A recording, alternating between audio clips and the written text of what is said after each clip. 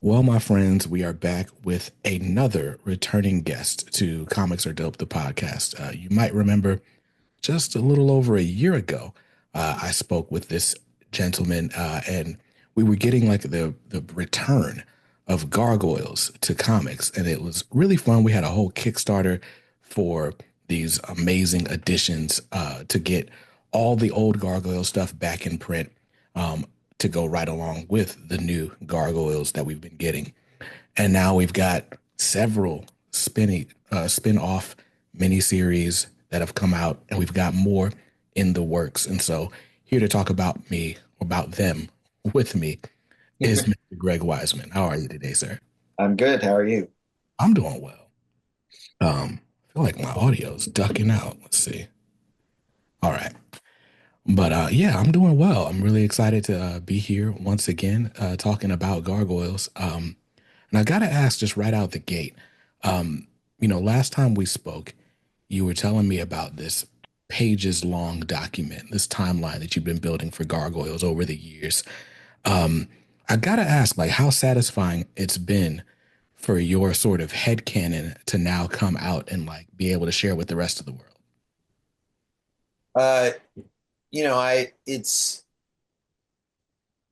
it's wonderful. I mean, it's a short answer. I'm, you know, want to be clear. I'm not sharing the timeline with anybody. That's top secret. Uh, but being able to write stories and in the Gargoyles universe to add to the timeline. Every time I write a story, I get an idea. I get ideas for like five more stories. So I'm constantly adding to the timeline. I just pulled it up because I'm curious myself how many pages it is, and it's taking. It's so long that it's taking a while for the document to tell me how many pages it is. So I'll get back to you on that. Yeah. Um, in the meantime, yeah, I've had for a long time certain tent poles in the timeline, things that I know happen. I don't want to make it sound like the timeline has all these stories complete with dialogue or anything like that, but it's got certain events that I know take place, and I'm constantly adding to it. And so to be able, particularly in this new series, Demona, to hit some of those tent poles and to hit some stories that we've created in between the tent poles has been a lot of fun. Awesome. And so, speaking of course, we are here to talk about Demona, which will be the newest Gargoyle series hitting newsstands. But for the viewers at home, those who may not have jumped on the train with the original or the newest Gargoyles re-release back in 2023, I think it was. Um, Right. could you Yeah. get us up to speed on, sort of, I guess not spoiling what's happened, but what's been released in the last couple of years and where we kind of are now. Right. So we did 12 issues of Gargoyles, uh, a an arc called Here in Manhattan, which dealt with um, Goliath's arrest and trial with the crime families of New York, um, and well, a bunch of other things as well. But it was all very New York centric. Felt a little more real world than some of the things we've done in the past. Uh, Everything's relative. There's still gargoyles flying around in it, but this was a much more grounded story. In While that was going on, I also did a 6 issue mini series with Drew Moss called Gargoyles: Dark Ages, which is a prequel taking place even before uh, the flashback episodes from the TV series. And this was it was called Dark Ages Alliance, and it was about the original alliance between the humans and the gargoyles on Wyvern Hill. Um, then we also did a Halloween special and a winter special, just one shots. And then the most recent thing we did was Gargoyles Quest, which is about Demona's attempt to basically take over the entire universe. And now on New Comic Book Day, which is coming up fast, Saturday, May 3rd, we have Demona Zero coming out. And Demona Zero does two things. It's got two stories in it. The first tease up this 5-issue Demona miniseries that premieres with issue 1 on May 28th. And then the second story, which is brief, but tease up a crossover that we're doing between Gargoyles and the Fantastic Four. And the latter was a huge secret that today was just all over the internet. So I didn't know they were going to reveal that. I thought we weren't going to reveal that till New Comic Book Day came out, but there are all sorts of articles about it today. So I guess it's not a secret anymore. So that's big, exciting news that we've got this crossover with Marvel and specifically with the Fantastic Four. For sure. Yeah, and we'll get back to that crossover because I'm excited about it. Now with Demona, does this take place like directly after the events of Gargoyle's Quest? So the Demona Zero is set actually in the middle of Gargoyle's Quest, and that tees up the story. But no, the miniseries, the 5-issue miniseries, is actually set during the 1,000 years when Goliath and Lexington, Brooklyn, Broadway, Hudson, Bronx, they were all sleeping as stone statues for 1,000 years. But Demona was not. She was traveling the world, just trying to survive and forging herself from into the villain that we've come to know in the present, which for Gargoyles is 1997 right now. So that's how present we are. But so I'm not going to pretend that in 5 issues we can cover the entire 1,000 years. I'm not trying to do that. Right. But what we're doing is telling 5 stories, sort of 5 snapshots from Demona's life across the first couple hundred years of that 1,000 years. And each story is set in a different year across those 200 years. Each story is set in a different location across the world. Each story is even a different genre. It has a different mood, feel, tone to it. So the first issue is historical fiction. The second issue is swashbuckling adventure. The third issue is horror. The fourth is mystery story, detective story. And the fifth is an elegy. And so we have a different feel to each issue, and yet there's a through line that runs through these 5 issues. More than one thing, but the biggest thing is that this miniseries introduces a new character to the audience. This is Demona's foster daughter, Angelica, who we meet in Demona 1.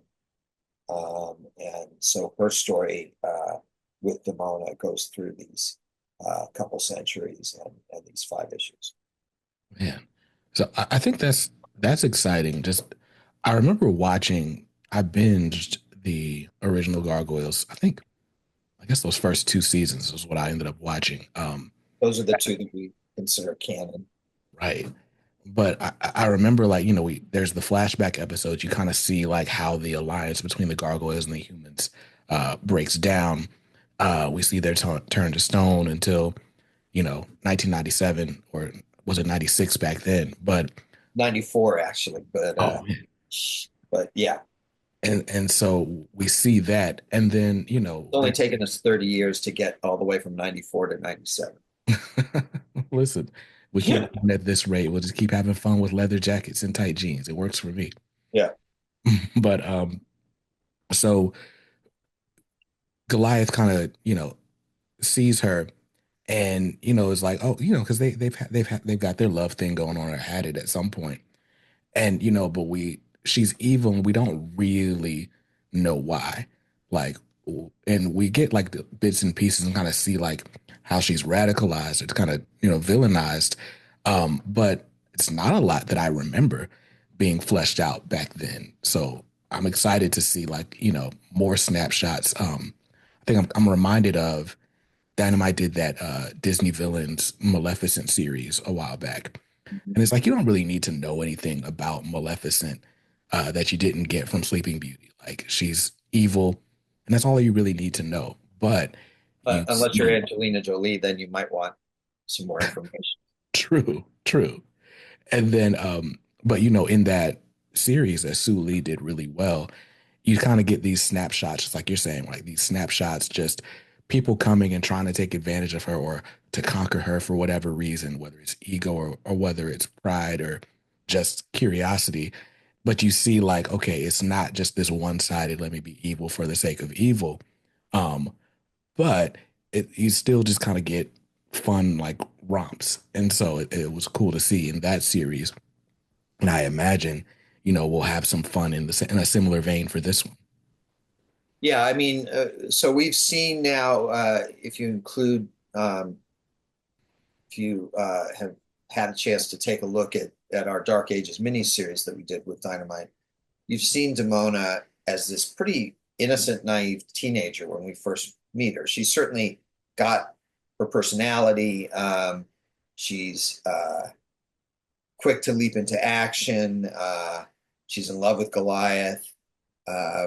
She's there are pieces of who she will be, but this is a young, relatively innocent, relatively naive version of her. And then, of course, we've seen her all the way forward in 97, where, she thinks it's a big compromise that instead of slaughtering the entire human race, she just wants to take mental command of all of them. And that's for her, I'm really compromising here, Goliath. Can't you meet me halfway? And so we've seen her from this naive innocent to this supervillain, megalomaniac supervillain, genocidal. Um, and we've gotten, as you said, little pieces, little moments of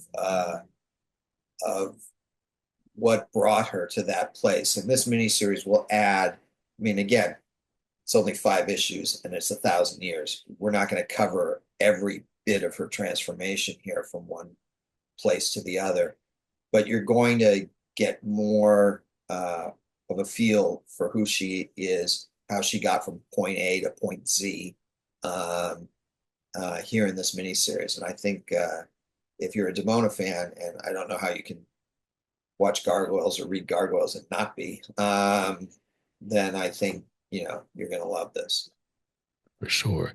Um, and so, By the way, my timeline finally finished loading. And okay, if you're curious, it's 440 pages long.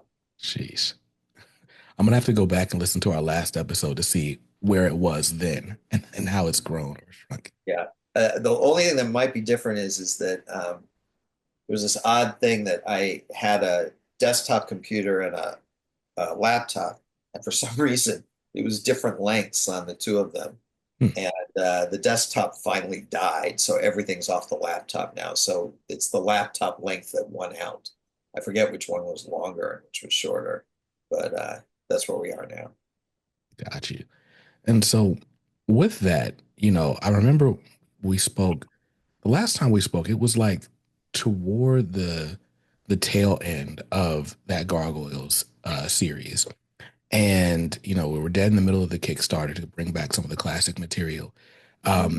But we were talking about how you felt like it took 4 or 5 issues to really get your bearings, and get out of like the sort of TV writing brain and into the comic writing brain. And Right. now we're about 15 issues past that. I'm curious to know now that one, do you feel like you're sort of firing on all cylinders, and what do you feel like the sort of core differences are in the mediums and how you navigate them? I do feel like I'm firing on all cylinders. This series, Demona, actually, so my partner on the TV show was a guy named Frank Parr. And Frank and I were co-showrunners and we produced the show together. And we're good friends, but the truth is we haven't really worked together very much since Gargoyles, which, ended from our standpoint in 1996. Now I've been doing Gargoyles comics off and on for the last, I did some with SLG in 2007, 8, 9, and now these since 2023. But Frank hasn't really been involved much with Gargoyles, but he still loves drawing the characters. So he actually contacted me and suggested, what if we did a Demona series set during those 1,000 years? And that sounded great to me. It dovetailed with what Dynamite was looking for because they wanted another mini series. So Frank and I sat down, like I said, we have the timeline, and we picked a couple of the tentpole events from the timeline, and then we picked a few other stories that we were going to come up with in between, and then we pitched that to Dynamite and Disney. They loved it, so we went ahead, and it's just been great. Working with Frank, and then our colorist Robbie Bavard, who colored some of the SLG comics back a decade ago, decade plus at this point. So it feels like a bit. We've got Jeff and Nate from the Dynamite stuff. Jeff is our letterer, Nate's our editor. Feels a little bit like an all-star team and getting the band back together, and so I really feel like Demona is really going to kick some ass. And I do feel like we're all of us sort of firing on all cylinders here. In terms of the difference between the medium, the thing that I've discovered, it's going to sound strange, but let me explain. It's the unit of measure. So when we were back then doing television, the unit of measure was an act because we had commercial breaks in between each act. And even in terms of Act 3, you want everyone to come back the next day, so each act has to tell a story of its own, in essence.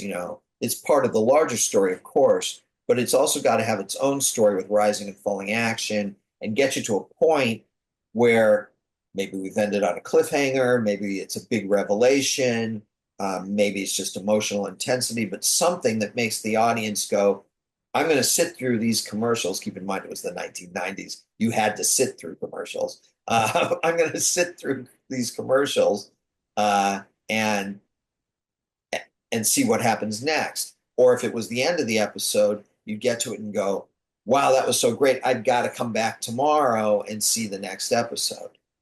And the thing that I discovered once I sort of broke free of thinking about comics in that 3-act structure from television, because our stories on Gargoyles were so dense, so jam-packed with content, story and character and everything, that I found that it takes 3 issues of a comic book, a standard 20 to 24 page comic book, to equate with a single episode. So when I was doing the SLG stuff, with a couple of exceptions, it was usually 3-issue arcs.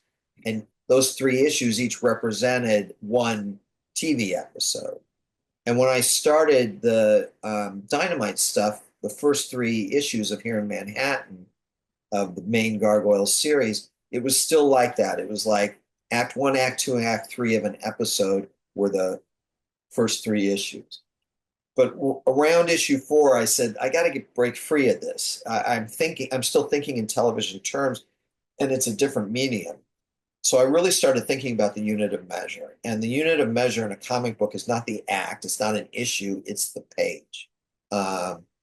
Every page needs to tell a story because you need your reader to turn the page, to be interested enough to go, yeah, I'm turning that page because I got to see what happens next. Even if they're looking at it electronically, it's the same basic idea. We still need them to want to, hit that tablet screen or whatever to make that page turn. Mm-hmm. Because if they're not that interested, they'll just go, oh, I'll finish this later or whatever. So once I started thinking about the unit of measure as a page, that each page had to tell its own little story, again, with something at the end. And they can be smaller because it's only one page, but something at the end, whether it's a something intriguing or a cliffhanger or a revelation, something that makes you just, I've got to see what happens next. And that freed me up from thinking in terms of issue one is act one, issue two is act two, issue three is act three. Now we start a new arc. Issue four is act one, issue five is act two, issue six is act three. Now we start a new, um, in essence, episode. Now I think in terms of each page doing that, and that means it frees me up um, from locking in on these three issue um, discrete arcs all the time. And it opens it up to more subplots and more things that all sort of blend in to make the whole. And I think that's really helped me out. I mean, my method otherwise is very similar for both. I use, it's very high tech. I use a lot of 3x5 index cards, black Sharpies, and I got a big table where I lay them all out, move them around until they're in the correct order. Then I gather them all up, you know, transcribe them into a document, and then that becomes in essence the outline for the script that I'm about to write. And I do it that way on that table, which isn't really big enough, even though it's a pretty big table, because for some reason my wife didn't want to wallpaper our entire house in corkboard. I don't know why, but she just wasn't into that. Right. And and since the pandemic, I work from home now all the time. So that's become, you know, the method, and that's true for everything from a TV episode to a movie to a comic book to a novel. I just use index cards. It's how I do it. Got you. So, here we are after, 30 years of gargoyles, right? Whether you're writing them, quote unquote, on the record or off or in canon or out. Um, you've been living intimately with these characters, for 3 decades at this point. And, I imagine that with that, they sort of tend to take a life of their own. Um, and so Absolutely. you're writing these stories, and you've even said, right, like as you write stories, new ideas come. You add things to the timeline, different tent poles, different markers. What are maybe I don't know. We'll pick Goliath just because, or maybe we should pick Demona. Um, what is it? What do you feel like Demona has revealed to you about herself through this writing process? Well, all the characters, Goliath and Demona included, are rich and complex, and yeah, when it's working, it feels like they tell me what happens next. I don't need to figure it out. It it becomes clear when it's really going well. It almost feels like I'm less coming up with these stories and more like tapping into the actual Gargoyles universe. There's some parallel universe where the Gargoyles really exist, and I've just learned how to tap into it because uh, these characters have very sometimes contradictory but very clear motivations, and so what they do from minute to minute and how they interact and how they speak, all this stuff is pretty well locked into my head one way or another. Without a doubt, it helps that if I'm writing Demona, I've got Marina Sirtis's voice in my head. I mean, Marina played Demona in the show. She was amazing.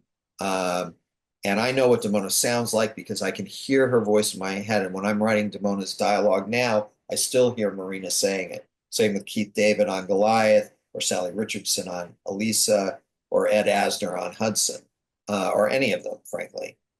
Even if I have a new character who didn't appear in the TV series, I sort of mentally cast that character and uh, and so that I've got that performer's voice in my head as well. Maybe not quite as clear, but pretty darn clear.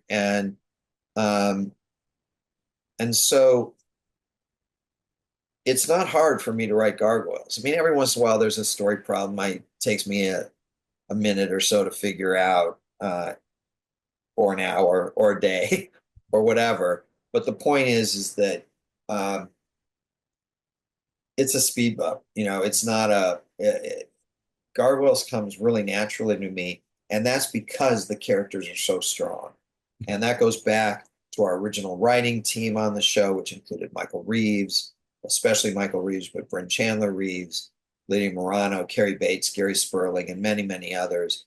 Our directors and producers, Frank Parr, Dennis Woodyard, Bob Klein, Butch Luchik, and others. There are so many people who contributed so much, including our entire amazing voice cast, that it makes my job now as a comic book writer on this series pretty darn easy. It just flows.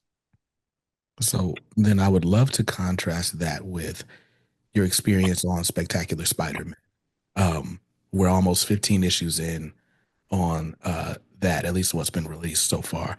But you're writing Peter Parker, you're writing Miles Morales in mainline continuity.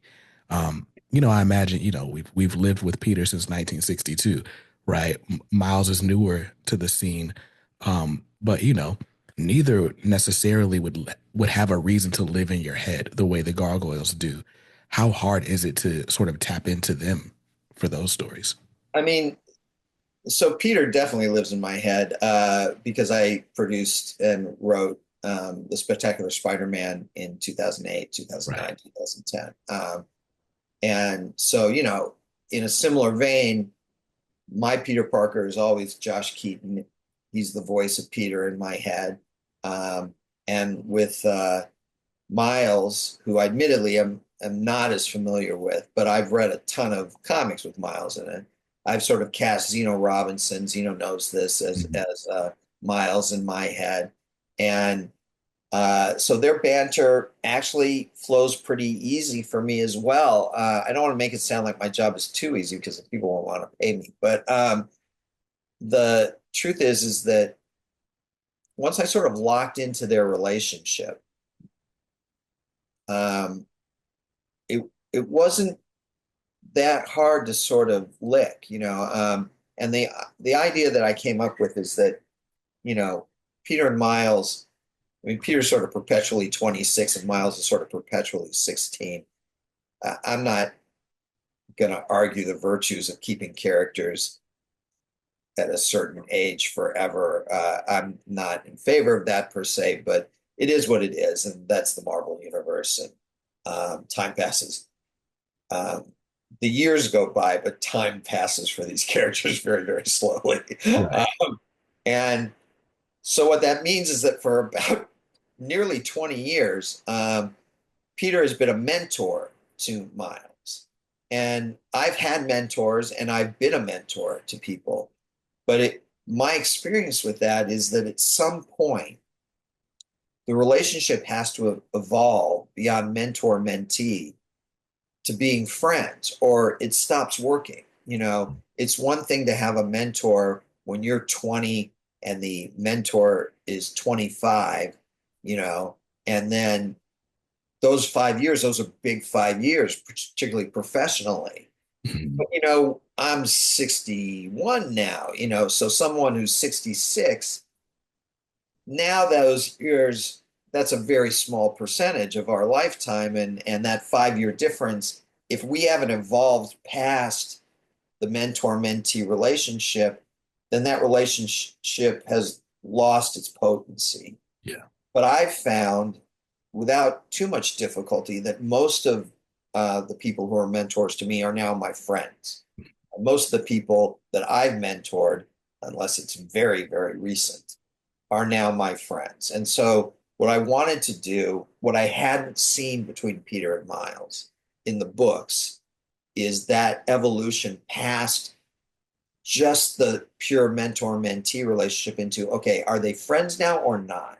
Mhm. And we decided in conversation between myself and my editor, Nick Lowe, yeah, they're friends. So at that point, we sort of came to the idea that they would hang out every Wednesday afternoon at a coffee bean on the ESU campus, which is where Peter went to college and where Miles is thinking about going to college. And what that suggested to me is that Miles is hanging with Peter at this coffee shop where a lot of college students hang out and a lot of adults hang out and not a lot of teenagers his age.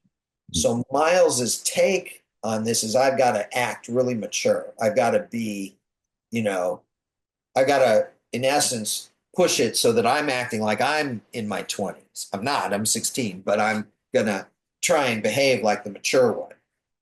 Pete, on the other hand, is sitting there going, hey, I'm hanging out with this kid.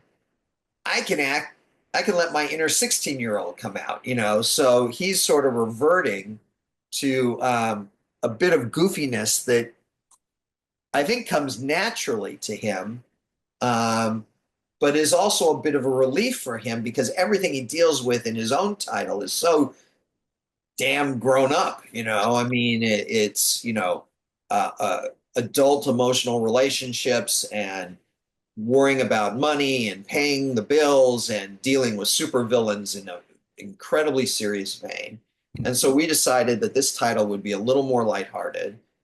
Things would get serious periodically, absolutely, but not every second. Yeah. And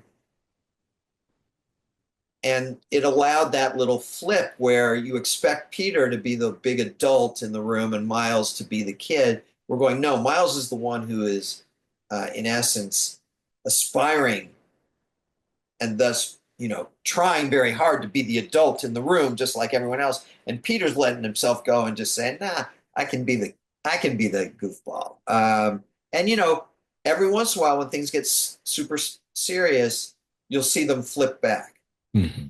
And Peter will sort of say, no, we need to do this first. But for the most part, they can just both be having fun. And that again makes them, once you lock into that, you get that sense in your head of how they talk. It comes pretty easy.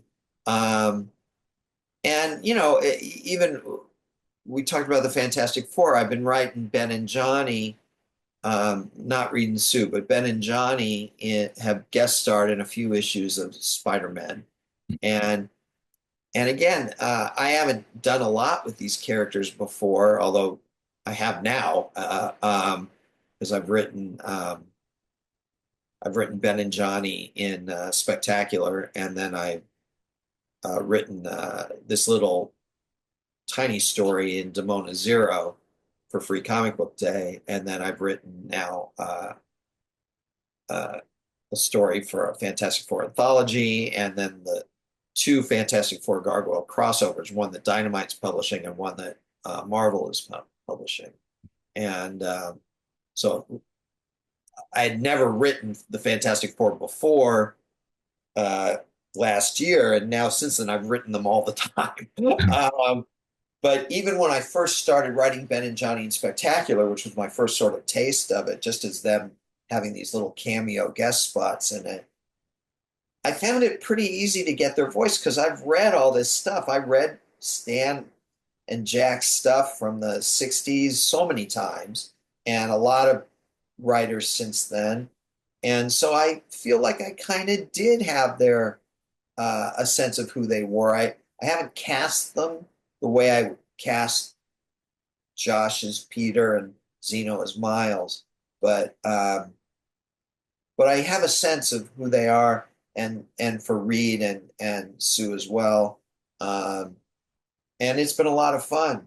It hasn't been super hard, but it is a little more of a challenge because I am less familiar with these characters than with some other ones that we've been talking about. Gotcha. Yeah, I gotta say, I was catching up with Spectacular Spider-Man, at least the two trades I have, earlier today. And one thing that I love about that series is the sort of balance between the light spots and the darker spots, right? Like that first story arc, it just feels so like zany. Like when we talk about like the villain and like just what Peter and Miles are up against. It's just like this is kind of like what's happening here, and then when we get into how it resolves itself, and then the aftermath, and we're living in this aftermath, and there's this moment where it's just like, man, there are these supporting characters that are like, hey, they tell you what happened to me, like, and they just have to live and sit in that, like, my mind was messed with, and now I got to pick up the pieces. And I was like, that is a really cool thing to include in a comic book, right? Because a lot of times it's like we'll have the big supervillain twirly mustache moment, you know, darn you meddling kids, and then it's just jump straight into the next story. We don't really talk about what happened. I mean, that's really a lesson that we learned, Brandon Vietti and I learned when we were doing Young Justice. We were, and it really started at a convention for me. I was at a convention on a panel um, that talked about psychology of superheroes, I think was the name of the panel. Um, and the, the person who brought me onto the panel was Dr. Janina Scarlett, who has written books about this sort of stuff.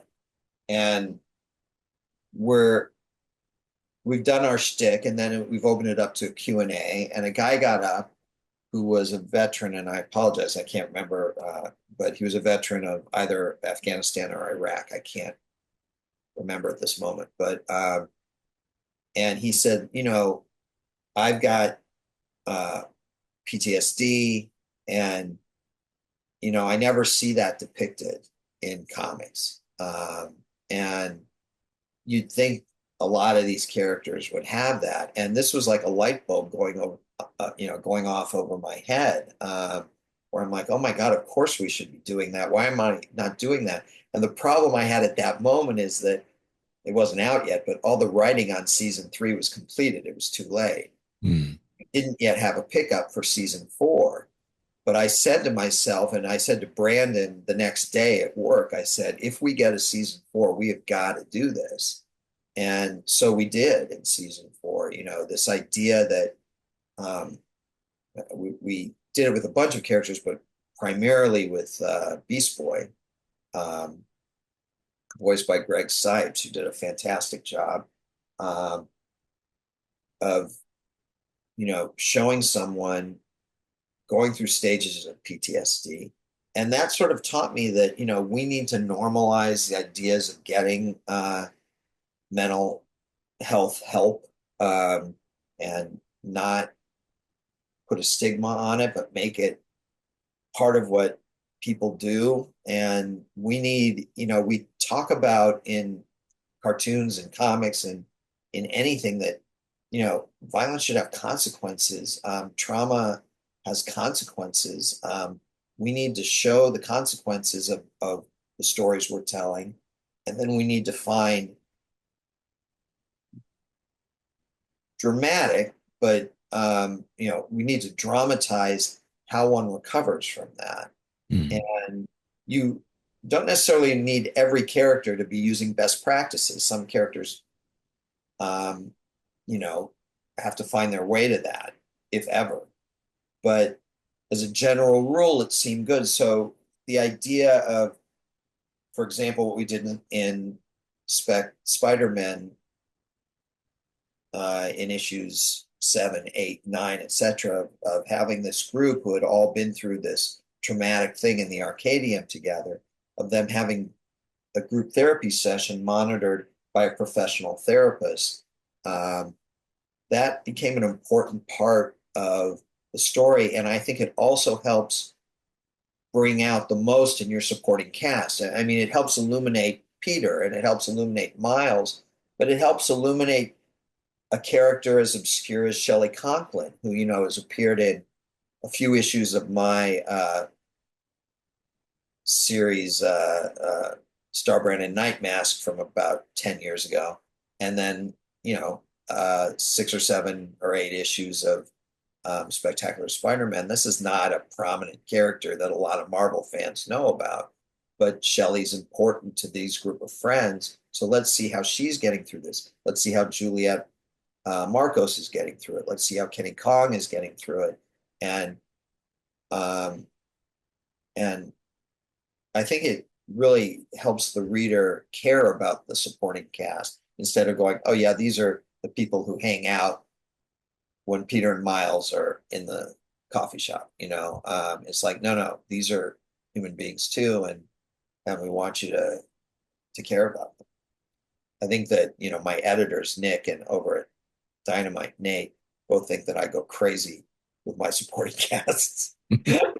That it's like, they just keep getting bigger and bigger and bigger and bigger. And I think they both feel at some point uh, there are too many characters. But I can't help myself. I just always sort of feel like, you're building a world and these characters are part of it, that you can't just leave them out. You gotta move them all forward, not just your leads. Do you ever like go people watching and like make up like stories in your head about the people that pass by, or is it like maybe you watch a ton of movies and like some of the archetypes and stuff kind of come through from there? Like how does your mind sort of work when you're not at the page? Well, I definitely watch a ton of television. I mean, I watch a bunch of movies, but I watch a ton of television. And yeah, I think in terms of archetypes, I do people watch. I try and do it in such a way that, I don't get arrested. But it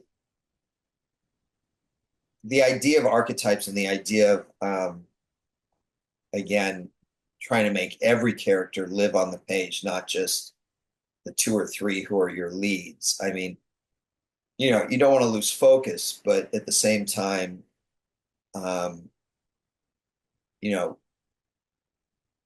what would the Simpsons be without not, I mean, it's not just about Bart and Lisa and Marge and Homer. It's, they have step by step done so much world building that there's this entire population of Springfield. And we can wrap a story about anyone in Mm. that population. And it's tougher if your book is titled The Spectacular Spider-Man to wrap a entire story about, oh, the barista over no, it's got to be about Spider-Man. They're the leads of your story. But at the same time, an issue can really feature that barista.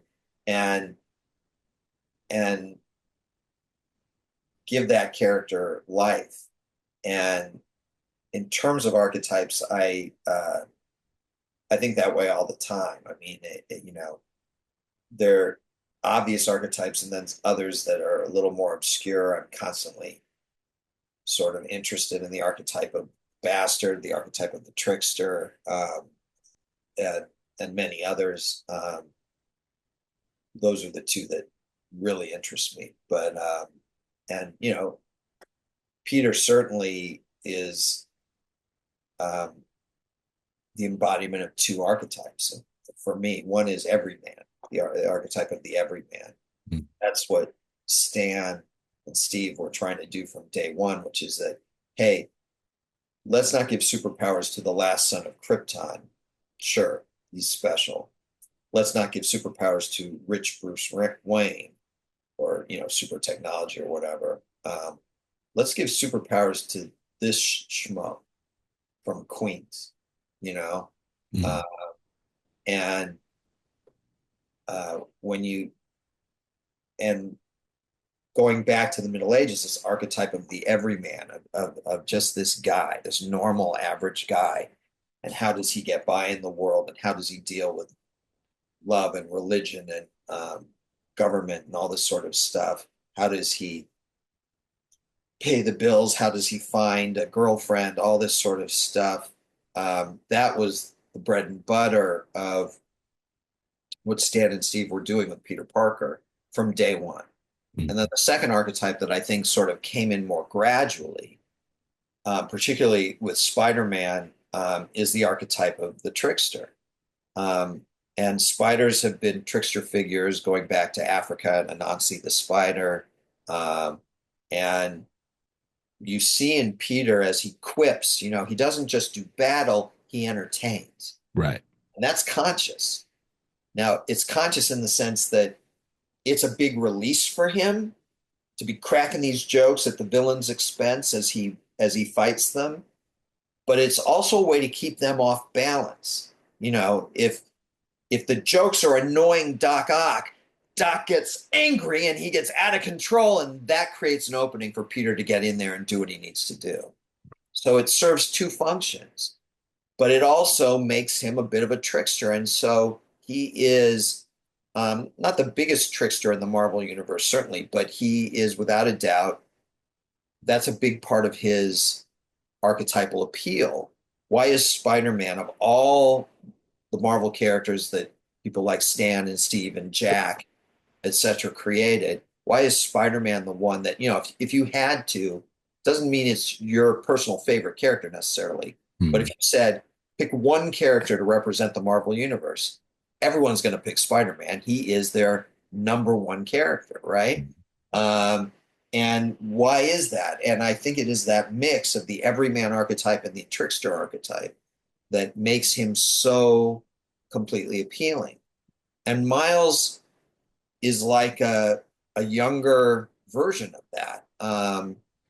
It's interesting because Miles, of course, is the age that Peter was when the whole thing started. Peter was in Hmm. high school, and it took years to get Peter to graduate, more Right. much longer than it normally would. But Peter eventually graduated, went to college, eventually graduated college, and has been out there. And then he got kind of stuck at 26, 27, But Right. um, for a while, slowly, Peter aged, and then it kind of stopped. Miles has been in high school, from our point of view, his entire life. Hmm. Um, and uh, and that locked in age thing makes it harder for him to evolve, frankly. Hmm. And Peter's locked in age thing makes it harder for him to continue to evolve. He's evolved a lot, but now he's sort of at this point. So you can keep doing things to him, things can keep happening to him, he can keep doing things, but it's hard to evolve the character when you lock in ages, I find. Um, and that doesn't mean you have to make people age super quickly. I'm not a big proponent of, hey, he was a baby 1 minute and now he's 16. I'm just saying that time needs to pass. But Miles is also a quipster when it comes to his battles, and so there's an element of that same everyman slash trickster archetype in Miles as well. Got you. Yeah. So we're talking about, big supporting casts and, how it might be a little bit difficult to do that in, the coffee shop, right? But one thing the Gargoyles and Fantastic Four have in common is New York City, right? There's 8 million stories, plenty of opportunities for supporting casts, but I'm curious to know how we even get this crossover. So by the time this interview comes out, we're just under a week removed from Free Comic Book Day. So people have seen the teaser, though I haven't. But what are we in for with this crossover? Well, I think one thing you have to keep in mind is that gargoyles are not part of the Marvel universe. So Mm. if you have to think about this in sort of there are two ways to look at it. One is simply, hey, they're crossing over. It's fun. Don't worry about it. Don't think about it too much. They're just doing it. The other way to look at it is that, okay, if the Gargoyles universe is, I don't want to stand straight, over here, and the Marvel universe is over here, these stories are actually taking place in a universe where they overlap. Uh, Mm. there's no dimension hopping. It's what we're not doing in this story is saying, oh, they went through this portal and they wound up in the Marvel universe or vice versa. They just are both in New York. The Fantastic Four in the Baxter building and the Gargoyles are in the Erie building, the Erie buildings on Central Park South and the Baxter buildings in Midtown. Um, and uh, and a flare goes up and the gargoyles head over to the Baxter building to check it out. Um, and it's that straightforward in the story. But if you want to feel like how does this fit into continuity, you have to imagine that this isn't taking place in either Marvel 616 continuity or in Gargoyles universe continuity. It's taking place in some universe where both exist. Mm. So you can see how it fits in Demona Zero without going into too much detail because I don't want to spoil Demona Zero, but um, you can see very easily how in this middle universe they went from the events of Demona Zero right into their Fantastic Four meeting. And Mm. that meeting leads right into uh, the Marvel Fantastic Four meets the Gargoyles crossover, which in turn leads right into Dynamite's Gargoyles meets the Fantastic Four crossover. And all three of those stories take place, in essence, in that middle universe. But everything that happens in those three stories also fits the continuity of both, Hmm. except for the meeting itself. In other words, the backstory elements that are revealed about Demona also happen in this middle universe. And so these events, I think, aren't hard to buy into in terms of either continuity, except for the one thing that I completely skip over, and I mean completely, is that Gargoyles obviously is set in 1997, but I'm not dealing with the 1997 version of the Fantastic Four. I'm dealing with the current version of Fantastic Four. Hmm. And I am completely ignoring the temporal gap there. And just again, in that middle universe, you know, whatever year it's set in is the year when the 2025 Fantastic Four meet the 97 Gargoyles. And that's the one thing I'm totally skipping over. But again, you don't have to think in those complicated multiversal terms. You can just think in terms of, hey, here's a fun story, or three fun stories, hopefully. And I think we make the most of what the Gargoyles universe and the Marvel universe have in common. We've got some great guest stars in these two books, in addition to the Fantastic Four and the Clan. The biggest challenge for the books was that, my clan has 14 gargoyles in it, and the Fantastic Four has obviously four heroes plus a bunch of other family members, including Alicia, Masters Grimm, Alicia and Ben's two kids, Reed and Sue's two kids. There's a lot of potential characters that we could have thrown in there. You don't want to burden your poor artist with having to draw 18 characters in every panel, right? So one of the challenges for a guy like me in particular is to sort of say, okay, in this story, I'm going to focus on these members of the clan with these members from the Fantastic Four family. In this second story, it was great to have two because it allowed me to do a little different mixing and matching, focus on a slightly different subset of the Gargoyles clan with a slightly different subset of the Fantastic Four and their family. And again, that was just fun for me. Nice. And so, if I'm reading correctly, we're gonna get this Gargoyles Fantastic Four, at least the first of the one shots, in October of this year. I think, yeah, one comes out they both come out in the fall. Okay. The Dynamite one was the one that was sort of advertised today, so I think that comes out in October. And the Marvel one actually comes out before that. I don't know if it's just earlier in October or if it's in September. I'm not sure. But yeah, they both come out in the fall. Got you. Nice. So we've got this Demona miniseries, and that starts relatively soon. I'll Yeah, say, Demona Zero's free comic day, May 3rd. And Demona #1 is May 28th. And since you mentioned it earlier, Spider-Man, Spectacular Spider-Men, plural, #15 comes out May 14th. So May's a big month for me. I got 3 books all coming out. nice. And I gotta ask while we're here, plans for Gargoyles kind of returning to the Manhattan Clan in their present day. How far off are we from seeing them again? Um, I don't have like release dates, Mhm. but we have a plan in the works for the next 12 issue arc of Gargoyles. So Gargoyles #1, Volume 2, uh, through 12, 1 through 12. Those plans are in the works. We have another mini series that has not been mentioned yet, so I can't talk about it yet. That's a 4 issue mini series that's going to come out probably first, probably before Gargoyles #1. But the point is we're still going, and we're having a good time. I think, they could always sell better, but we're still doing very well for Dynamite and Disney, and everyone's pretty happy. And I think the fact that we're doing this Fantastic Four crossover is an indication of that. Yeah. If Gargoyles wasn't doing well, why would anyone bother? Uh, Right.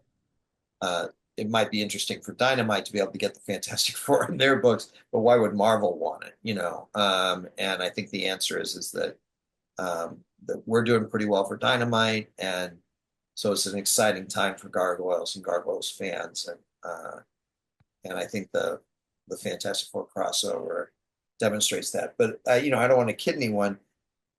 This is all dependent on ongoing sales, not just the sales of the books that already came out, but so we want people to pre-order Demona #1, pre-order Demona #2 and 3 by this point, maybe even 4. I'm not sure if it's been solicited yet. But the point is that in this day and age, it's all about pre-orders. It's not even about, day of sales anymore. It's really about what defines the success of a comic book in this day and age is pre-orders. So if you have a comic book store, um, ask them to put Demona #1 on your pull list. Um, if you buy electronically, pre-order it now. Don't Mm, just wait to get it once it comes out, but pre-order it now. It's that kind of sales figure that makes Dynamite and Disney go, hey, we need more. mm, Um, and that's what's going to keep us alive. for sure. So for full transparency, the Gargoyles Demona #1 final order cutoff on that was this past Monday as I'm recording this. So 2 weeks ago as you're listening. But you can still, since it doesn't come out till May 28th, still call up your shop, right? They can still place orders with the distributor of their choice. And what that does is it kind of puts them higher on the sales chart for these reorders. So if the series ends up having to go to a second print, like that's what would help trigger that. And all of those numbers count to tell the publishers and the licensors, you know, this is what the fans want. We need more of this. The demand is there.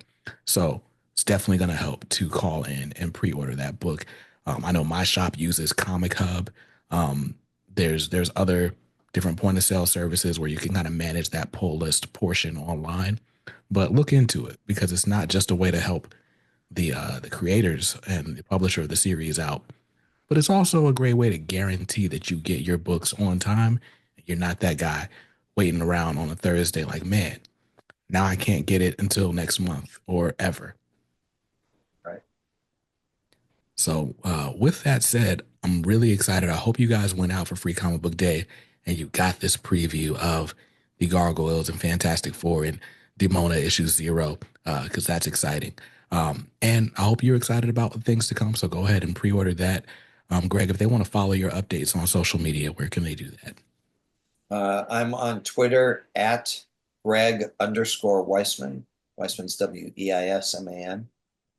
And I also have a website, askgregweisman.com. I've been taking a little bit of a break from that. Got a little burnt out, but I'll be back eventually. And in any event, I've been answering questions on that website for over 20 years, and there's a searchable archive there. So 90% of the questions you'd have to ask, I probably already answered, and you can just search the archive for those answers. So askgregweisman.com.